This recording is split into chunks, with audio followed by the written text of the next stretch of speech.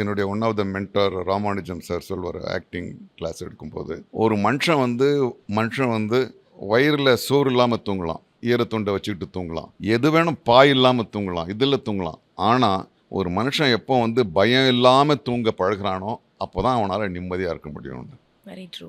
ஆனால் சினிமாவில் கால் வச்சவொடனே இன்னைக்கு கூட நீங்கள் நிறைய பேர்கிட்ட கேட்கலாம், எல்லாம் பேசுவாங்க. ஆனால் நைட்டு படுக்கும்போது பயம்தான் வரும்.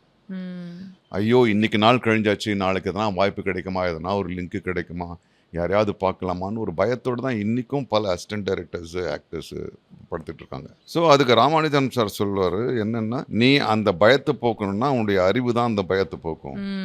சரியா? ஸோ நீ அறிவை வளர்த்துக்கோ, வாய்ப்பு வரும்போது வரட்டும், நீ வந்து வளர்த்துக்கோ. ஆமாம் ஆனால் இன்னைக்கு இல்லைனா என்ன, நாளைக்கு பார்த்துக்கலாம் அப்படின்னு சொல்லிட்டு நீ வந்து தைரியமாக வெயிட் பண்ணுற ஒரு மனத்தின்மை வேணும்னு அப்போ ஒரு கற்றுக் கொடுத்தாரு பாண்டிச்சேரியில் ஒர்க் ஷாப்பில் உண்மையில.